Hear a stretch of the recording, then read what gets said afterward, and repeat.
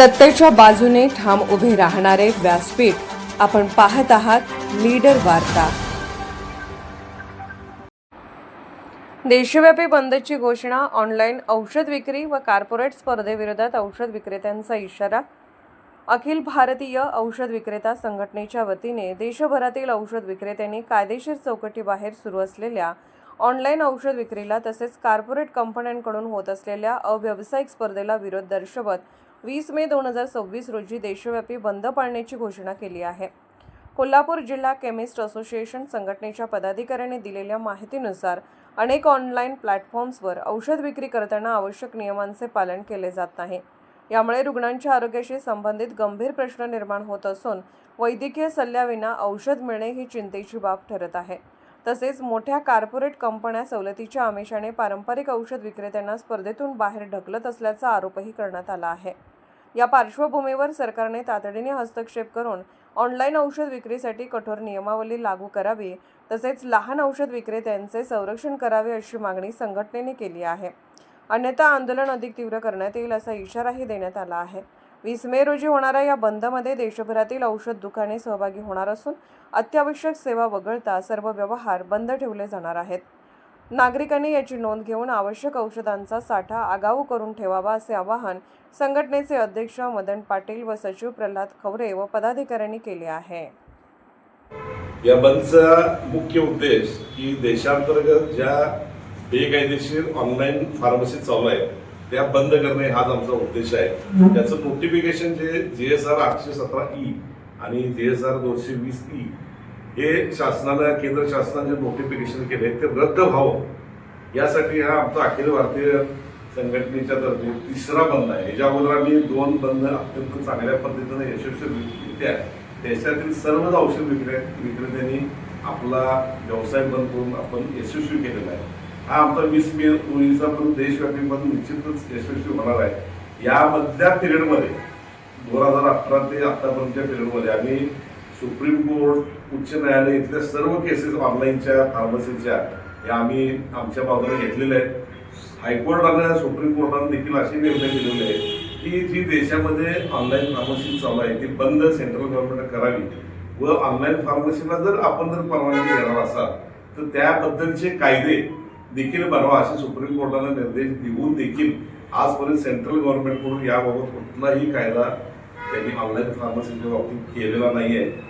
म्हणून आमचा हा बंद आहे। तर आम्हाला कायद्यांतर्गत आम्ही व्यवसाय करत असताना ज्यांना कायदाच अस्तित्वात नाही अशी लोक या व्यवसायामध्ये औषध विक्री करत आहेत, ज्याच्याकडून सामाजिक स्वास्थ्य बिघडत आहे। यामध्ये रूल 65 अंतर्गत फार्मसीच्या उपस्थितीमध्ये व डॉक्टरच्या प्रिस्क्रिप्शन प्रमाणे आम्ही औषध विक्री करत असताना ऑनलाईन फार्मसीमध्ये या सर्व गोष्टी कुठलाही नियम पाळला जात नाही। तिथं फार्मासिस्ट आहे का नाही याची शहानिशा होत नाही।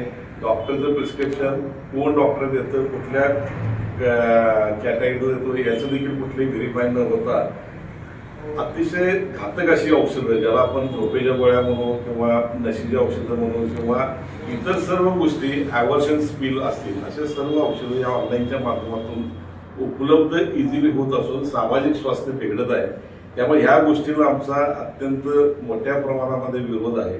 देशामध्ये 12.5 लाख केमिस्ट ही औषधांची सेवा आपल्या संपूर्ण भारतातील केमिस्टला देत असताना तिथं कुठलाही रुग्ण किंवा कुठलीही जनतेला औषधं उपलब्ध होत नाही, जेणेकरून औषधं मिळाली नाहीत म्हणून एखाद्या जनतेला त्रास झाला असं न होता आमची एवढी संख्या असताना देखील ऑनलाईन फार्मसीला परमिशन देणं हे आमच्या व्यवसायावर येणारा गंडांतर आहे असं समजतो। त्यामुळे आमची एक विनंती म्हणून आम्ही केंद्र सरकारला वेळोवेळी कळवून देखील त्यांनी ऐकल्या नसल्यामुळं लोकशाहीचा प्रमुख मार्ग म्हणजे संप करणं, या संपाला लोकशाही मार्गाने आम्ही सामोरं जात आहोत। या संपानंतर देखील सेंट्रल गव्हर्नमेंट निश्चितपणे आम्हाला याबाबतची दखल घेऊन आमच्या या मागण्यांच्यावर जास्त विचार करेल अशी आमची संघटनेच्या वतीने अपेक्षा आहे।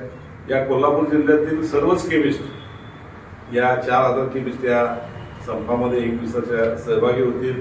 या संघटनेच्या माध्यमातून मी कोल्हापूर जिल्ह्यातील सर्व जनतेला एक विनंती करत आहे की आपल्याला कुठलीही गोळी किंवा औषध हे 20 मे रोजी बंद असल्यामुळं मिळू शकणार नाही। पण तुम्ही ती अगोदर घेऊन तुम्ही 1 दिवसाचं औषध सगळं निश्चितपणे कराल व आपल्याला कुठलाही त्रास होणार नाही यासाठी आम्ही कोल्हापूर जिल्हा केमिस्ट असोसिएशन संघटनेवरती इमर्जन्सीसाठी एक आम्ही नंबर आम्ही देतोय. त्या नंबरला जरी संपर्क साधला तरी त्याच्यावर आपल्याला इमर्जन्सीसाठी औषधं निश्चितपणे उपलब्ध होतील. आपल्या जनतेच्या प्रमुख म्हणजे विषय असा आमचा आहे की जनतेला कुठलाही त्रास होता कामा नये हा देखील आमचा प्रमुख विषय आहे.